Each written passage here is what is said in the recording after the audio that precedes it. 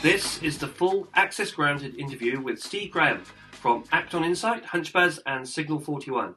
It's got all the goodies we just couldn't squeeze into the regular podcast. Enjoy.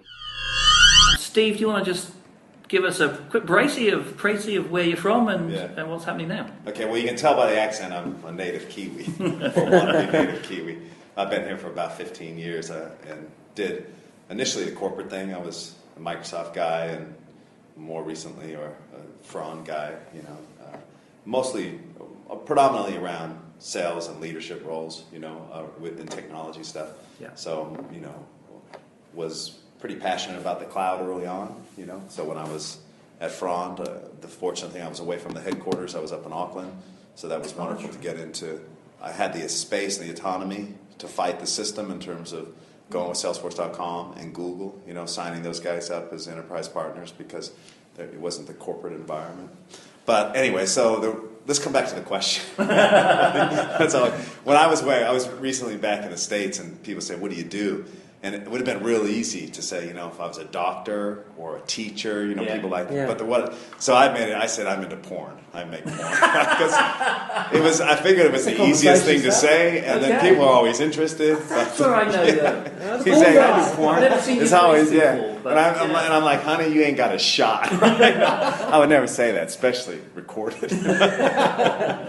No, but because it was too hard to explain. It really was, and still it is today, so I try to stay away from it. But I think 5 years ago, after resigning from the corporate gig, I took my family off and my kids, and we went backpacking through South America for 6 months. I thought that's a good way to come back to Wellington, because I did my last gig up in Auckland.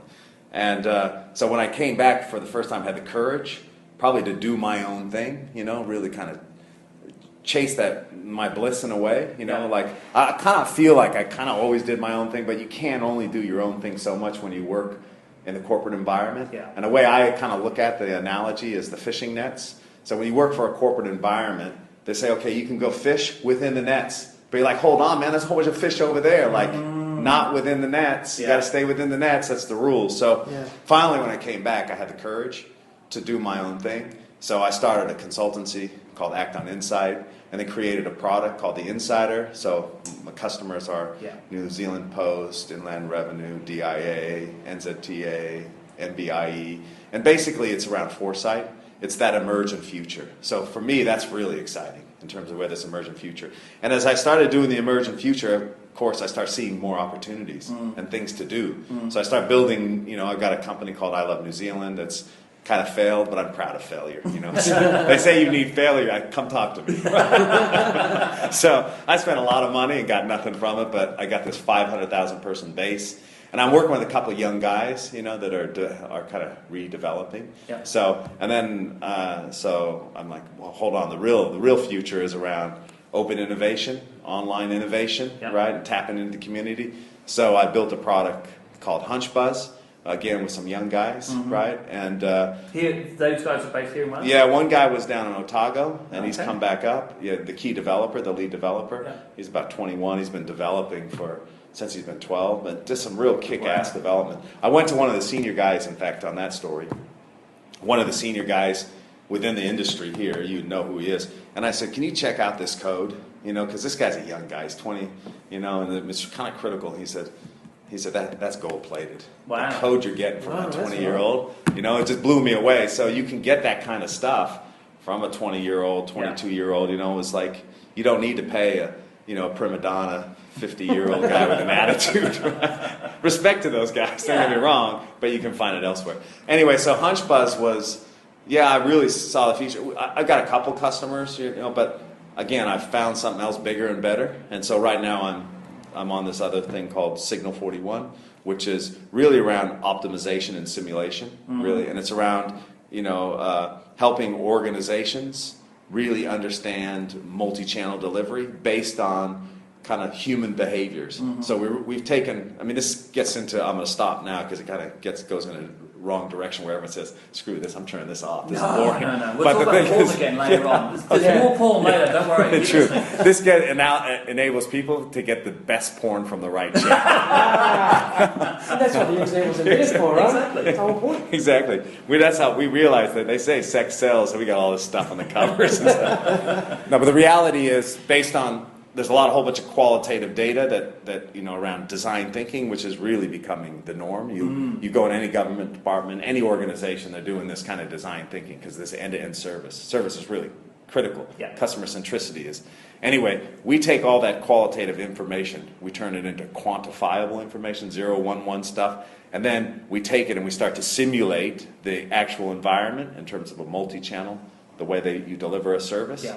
And then we look at, okay, now let's run some what-if scenarios. Let's compare against the baseline. What if, for example, government, right now by 2017, they're going to deliver 70%, many governments, online. That's their goal. Well, some of these organizations today, it's 17. So what's the impact if we did? What does that look like? Where are the bottlenecks? Who are our challenging kind of segmentation or personas that we're up against? So anyway, we built this government. We've sold it to several government departments. We're super excited about it because we've got international interest now in terms of investment. So we're going to hit this one out of the park, man. I was going to say, you're like, we don't want to talk about Rod Drew. We want to talk about signal. Excellent. Sorry, Rod, if you ever hear this. Man. Respect. Oh, he's a big listener, I'm sure. Yeah, I'm sure he is. Yeah. Too. So to do that, I mean, currently, so the guy you're talking about, the 22-year-old that came from Dunedin, was that just a find out of nowhere, or did you have to go looking for that person? Yeah, no, we went online and we looked. So my other business partner, in terms of starting that, I think he's probably 25, 27, so he was, middle-aged. Yeah. So no, so he kind of knew. The guy's amazing in terms of online digital stuff. Yeah. Because he's from that environment. So I think what I realized, and I think other organizations realized, is particularly these younger people, that it's just who they are. It's how they've lived their life in terms of that online world. Those kind of idiosyncrasies that maybe other generations don't get, they do. Yeah. And so I think we tapped into the right resource, right? And so we found this guy from Otago. Eventually, he did remotely a lot of development. Now he's come in. Now he's part of the company. So it's kind of worked out. He's he's a pretty remarkable developer. But I guess going back to that kind of youth thing, it's like the dude's been developing. He's 20, 22 now. He's had 10 years of experience. So just on his thing, because a lot of what I hear about, particularly in Wellington, and we talked about it briefly before, and we've talked about it a million times, is that there's no developers. We've saying Xero's trying to suck people out of the UK and bring them here. Yeah. Is that still the case? I mean, because government departments are full of these people doing .NET. Yeah. So are there no developers? Is that your question? Yeah. Are there no developers? Do you think it's... No, I don't. Look, I hear that a lot. There's not enough, but I just feel like there is. You'll figure out a way, to find that right talent to attract them, So particularly if you've got a valuable, a kind of pretty cool value proposition in terms of what you're doing. Yeah. So we've got 4 other of our staff, and they're, all of them are, I think, under 23, 24. They're young guys, with not a lot of experience. Yeah. And the one thing is there's this parallel stuff they talk about, innovation and ideas really coming in organizations, and I think McKinsey is one of the big did some research on it. There's a strong association with youth. You want, because as we talked about, there's not the barriers to get in the way. No, we can't do it that way here. They don't have that. They don't have that experience. So let's just do it this way, right? So no, in fact, I would have to say that they just don't know. Talking to a lot of government organizations, they know that they need youth. They need young people, new ways of thinking, new models. They do, but they're not quite certain how to go about it. Like Code for America. Have you heard of that program? It's like, why not bring that concept here? Because that infusion of youth, that infusion of energy, And I imagine if you're a younger person and you worked in one of these government departments, you should probably approach your senior manager and say, let's look at this thing different. Let's go. You talk about it. We talk about innovation, new ideas. Let's do some stuff different. Yeah. So a lot of as you're talking, I was thinking that the talent's not there, and it could be because people are looking in the traditional places. Yeah. Whereas the talent is there. The talent is but there. They're doing their own thing in different ways, different places, and so you open the box, there's no one here. It's like, well, because they're not in the box. Yeah. They're everywhere else. Exactly. Well, I think the concept of the talent is here concept, again, I see that as emerging in terms of that model change. The talent it's accessible for where I am in terms of I might go to Romania. They got some kick-ass mathematic guys, right? Or I might go to India, or I might go to California. I don't know where I'm going to go, but I might attract that kind of resource. Yeah. And in fact, they might even come over here, but if not, it doesn't matter. Yeah. You know what I'm saying? So for us, for example, Signal 41, we know that we the guys that are kind of chief data scientists are physics guys, PhD guys, and stuff. So we might tap that here, and there might be more somewhere else within New Zealand that through that network. We might have to go to Melbourne, wherever that capability is, that cluster of that kind of capability. We might have to tap into that. So you going back to that, you talked to the guy the young'un who's just been there for a year or two. He's in. I'm going to pick a ministry, the ministry of blah blah, and is hearing this and going, yeah, look, I've tried that. I've tried to fish elsewhere. I can see that it's not working, but I don't feel comfortable about doing anything. I can't talk with my manager. I'm not making a difference. Is there anything you can say to that person who's now got these things stuck in their ears on Tuesday, rainy morning? Yeah. What would you say to them? Get out is what I'd say. Yeah, I would say this. I wouldn't say no. I wouldn't say that. I would say leave. Oh, okay. So there's maybe a difference, but probably not. No, I mean, I guess the one thing that I, in terms of my own kids, right, is like I got this the thing that really radiates within me and who I am is this concept of, it's a Joseph Campbell thing called follow your bliss. I mean, if you really want to get into the meaning of it, but there's that thing inside you that you know your pathway, you know what's right for you. You need to chase that thing because. The simple analogy is, so let's use a roundabout analogy. I come down a roundabout, and I go down a pathway that's not me. Well, but maybe the money's better or whatever it is. Well, the reality is the further I go down the pathway, all the doors that open up are all the wrong doors because they're on the wrong pathway. Yeah. Now, if I step back and go down the pathway that's who I am, by the way, I'm a designer. So I need a design. Yeah. Well, I get a little experience the next door and the next door, and that are the right doors. With the designer, and there's this concept of these kind of invisible hands that are kind of helping you along the way. Yeah. But I think as young people as well, it's that uncertainty. Yeah. At least I got a job. Well, back yourself. You'll get the right job in the next place. So I know it's easy for me to say, but I've got more, I've got experience, and then I'll pass on my father. It always gets better. It always works out. Yeah. But it's having the courage to live your life that way, because this is it. You got one shot at this thing. You don't want to have. True.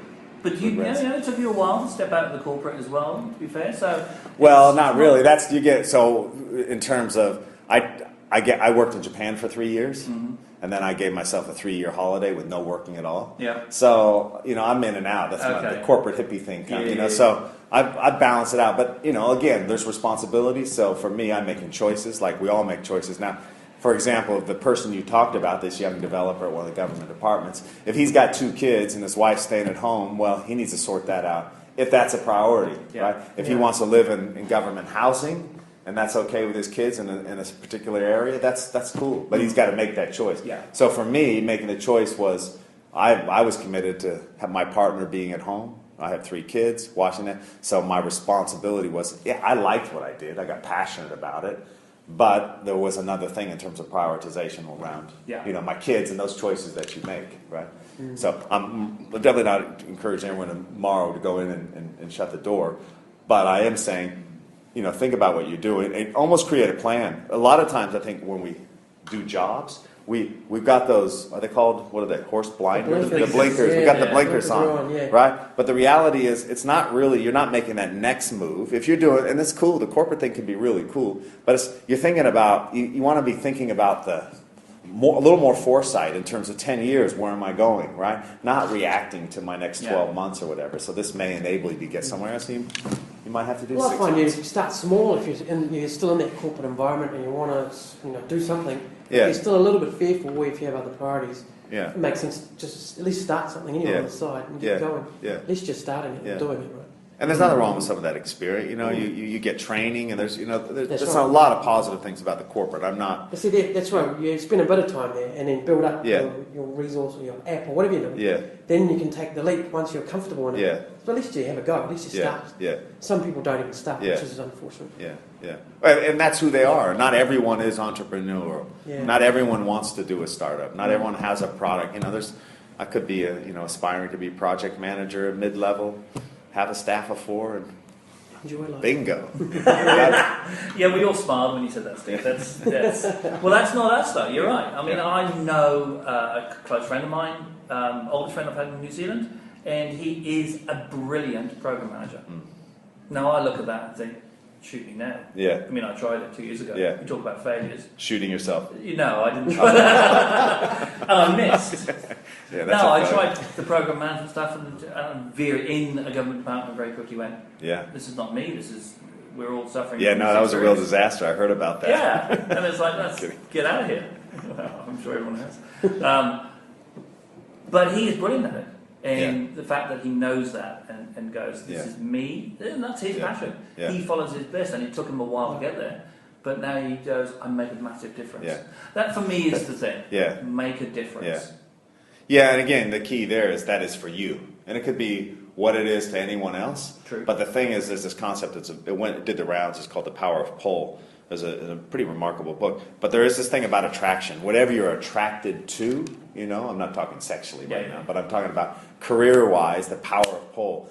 The magic happens because when you wake up and you're really into content management and whatever it is, well, if you're doing that every day, wow. You do anything with passion, you're going to make it happen. Yeah. It's finding that thing that really attracts you. Getting on the path that says, not going through the motion. I mean, what a dreadful way to live your life. Doing 8 hours, 10 hours every day of something I hate. Yeah. Looking up at the clock. Yeah. Don't do that, man. Get out. If you're clock watching it, it's time to go. Yeah, definitely. Yeah. You've been in Wellington how long now? Well, I've been in New Zealand for about 15 years, 16 years, and I did a 3-year stint in Auckland. When I left, I was in Wellington, and then I left, and then I kind of had a party. Had a party. It was interesting. I had a party, and built into my new contract for my new employer was that party, right? And then when it was signed off by the CFO, she was like, "Why are we paying this?" I said, "Because it's part of my contract." It was nice. I mean, it was a band. It was the whole thing. It was like, and drinks and everything else. I negotiated out of my contract. It was part of my relocation costs. Anyway, but I left. I went to Auckland for 3 years. But I said I knew I was coming back because Wellington there's a certain vibe in Wellington is who I am. Probably more Northern California. There's a certain soul about Wellington as opposed to Auckland was this kind of urban sprawl. So when I told people I'm coming back, there's like, nah, it ain't gonna happen. People don't go to Auckland and come back. I'm like, I'm coming back. Yeah. And I'm back. You did, via South America. Via South America, why not? Right? If you go via somewhere, you may as well. I could have gone via Dunedin or Gore, but I decided South America. Respected Dunedin Gore anyway. So the big question, and you haven't been there a while, is could you see the way you are and also the business you've set up, could you do the same in Auckland? Could I do the same in Auckland? That's a good question. Well, I got to back myself. I could do the same anywhere, right? So I don't know if there's more to the question. There's what's the nuance of the Wellington market? The nuance is the network, right? There's a certain kind of there's easier access. There's a certain kind of there's a playing field here and your reputation, so people know who you are. Mm-hmm. So you get into places and the process is smoother if you've been around and people know who you are. So I would think, for example, so I think for me opening doors and doing the pitch and stuff like that has been easier in Wellington. I think that's the kind of market it is versus Auckland. But in terms of, if we're talking about from a startup point of view, you have a great kick-ass idea, I'd have to say, although I'm North American, my contacts are, you're going to go North America, or even NZTE. NZTE is saying, go to Australia. There's a lot more money. Yeah. So the reality is if you need the money, it's, out of respect, it's not here. Yeah. But there's a lot of ideas. I say here in New Zealand. Yeah. Fair enough, right? They're throwing money at stuff overseas in terms of particular areas like, big data, predictive analytics, service design stuff. There's money out there. And that's not the first time I've heard that the ideas are generated here. I mean, I'm from Britain. A long time they talked about, the Americans and the Japanese were making everything. Yeah. And we were a country of inventors. Yeah. It's that self-image thing. And it seems to me that that's and they don't use the word inventor here, but we use the word entrepreneur, startups. And it's like, the ideas start here, but for them to grow, or you have to sell the idea, or you have to go somewhere else. Yeah. Is that true? I mean, well, then you go zero. Yeah. Well, zero is an exception, right? Rod Drury had a track record. Only Rod Drury could have pulled off what Rod Drury pulled off, right? So I guess my view is I'm a native Californian. I'm an outsider coming in, but I've lived in Japan for 3 years overseas. So what I admire about kind of the Kiwi ethos is around that number 8 wire concept. Because back in the day, let's go 250 years ago, you had to fix it yourself. Yeah. No one's a boat will be there in 3 months to fix your tractor. I better figure it out. But so one of the things, so there is that kind of heritage. But more importantly, the thing I think, and this is what I love, I'm a traveler, man. I'm, the corporate hippie thing. I did a 3-year, a real OE. I wasn't working, just traveling. But one of the reasons I want to raise my kids in New Zealand is that OE is part of the vernacular, right? People travel here. Yeah. So what does travel do? It gives you a rich perspective of the world. So my kind of view is that I think that those that travel are typically a lot more creative, right? Because they see a world and a different concepts. It's not just, here I am from this small suburban town in the Midwest of the U.S. and I've always lived there my life. The Kiwis have this kind of travel thing, and they go away and they kind of see the world. Oh, if I'm in a meeting and I say, who's been to India? And there's 25 people. It could be half of them put their hands up. Yeah. Same thing if I go to the States and it's like, where is that? Respect to Americans. I'm sure all those stories. Yeah. So I think there is a lot to that whole creative thing. Yeah. I just don't think we harness it well in New Zealand. Well, it's interesting. You talked about the creative and then the innovative, and then we're in Wellington, so it's still in my mind. I always go, half of it is still a government town. Yeah. And from looking out the outside in, they don't innovate. Yeah, well, saying that, I gotta step up here a little bit because we sold, in terms of our first concept, without a working product, we actually sold it to government. Wow. And government backed us, Government needs to innovate. They're not immune from innovation in this whole concept of moving forward, so that'll be their challenge. But, the fact is, there's the ability to innovate here. Because of our scale, the size, we should be the most, I think, if Wellington City could figure this out, they should totally be aligned with the government in terms of the government. We talk about an IT perspective. Yeah. The government aligning itself to be the most innovative, fast-moving government kind of infrastructure / IT organization in the world. Why not? Yeah. Right? Because if you're talking about, Wellington City talking about attracting people. Well, how come I got to go read about Code for America and programs like that overseas, not here? Right? Why not? Because everyone knows each other, from the different organizations. You get DIA and NBIE. Bring them all together. They're going to work together. It's simple. It's easier. So, anyway. I have this theory about Bigness. Yeah. I've talked about this probably many a time, where New Zealand government and some of the bigger corporations in New Zealand suffer from visions of grandeur, and we are very large. Yeah. I remember talking to a friend, and this is what it came out of, was the guy said he worked for Telecom at the time during the split, and he said it's like an oil tanker that needs to change direction. And I said, no, you're not. It's a small yacht. Look around the world. It's a small thing. Yeah. We're a small country. 4.5 million people. I mean, how many cities do we all fit in around the world? But we act and behave, and particularly the cultures within these organizations, as if we're massive. Yeah. And that's the thing there that I think holds back governments. It becomes too hard, right? Yeah. Well, I think if again, keeping the conversation balanced here, I think it stops every organization, regardless of the size. Your point right there around the culture, around transformation. Yeah. I would say that the culture is so entrenched, so embedded in organizations, you'd almost have to ask, can this organization transform? Can any organization really transform? How are they going to do it? And we look for examples. I mean, we go back to the old ones like, Kodak, who invented digital. Yeah. And they were done by digital, by the very thing, because they couldn't move away from their traditional analog product. But that's the same thing, from a lot of organizations, the culture, of this is the way we do things around here. And even though we know, unless we make a radical shift and really transform, we're dead, I don't know a lot of examples. No, you're right. And then going back to the 26-year-old guy sitting in DIA, that's possibly the weight that sits upon them, is the culture and the... I kept being told that it's been done before, therefore I won't can't say do anything. attitude. You can't do attitude. Yeah.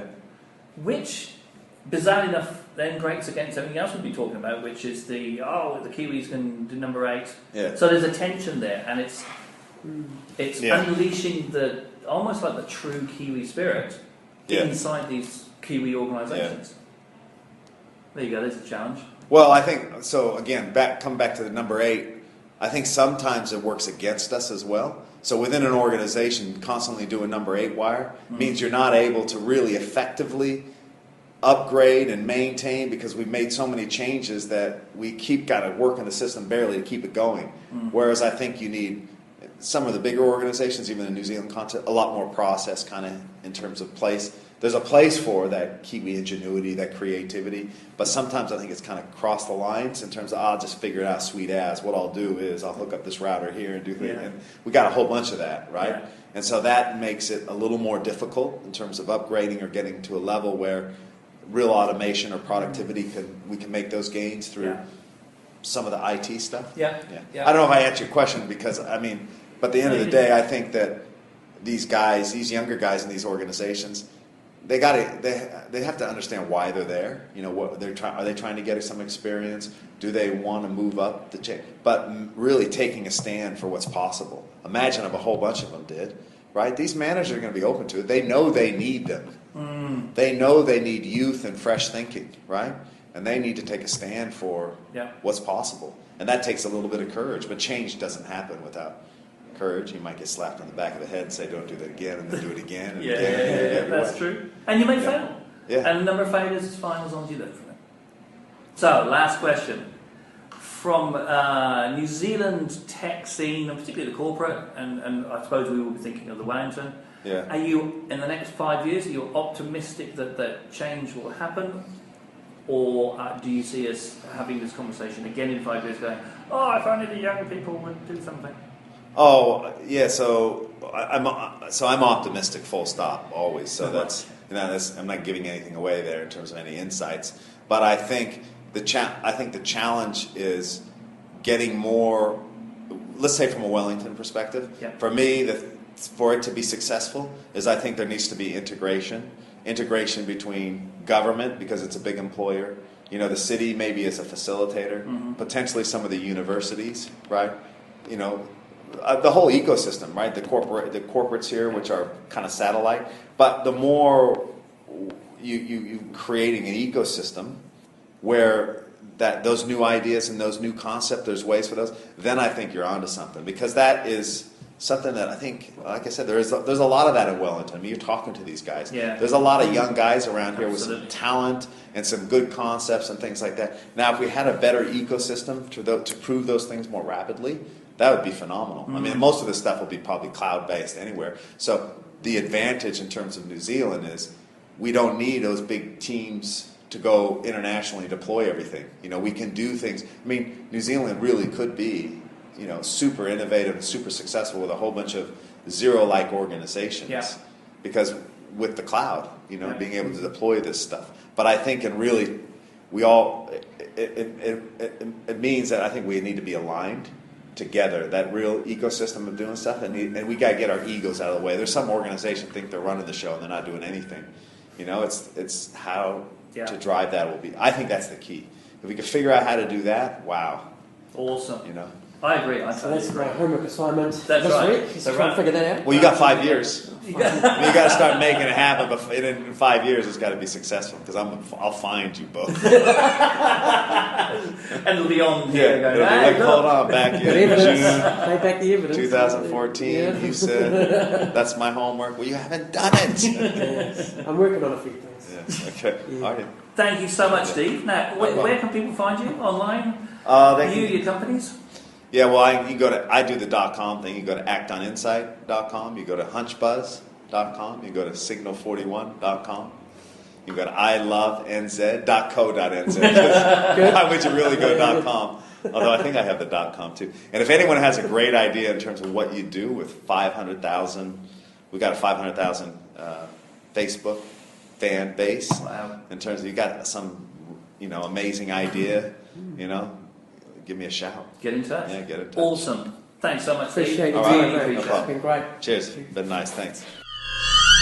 Thanks to Steve again for some great insights into innovation in the tech world from his point of view. And if you haven't already, check out our regular podcast featuring more jabber jabber from Mike and myself. See you next Tuesday. #me.co.nz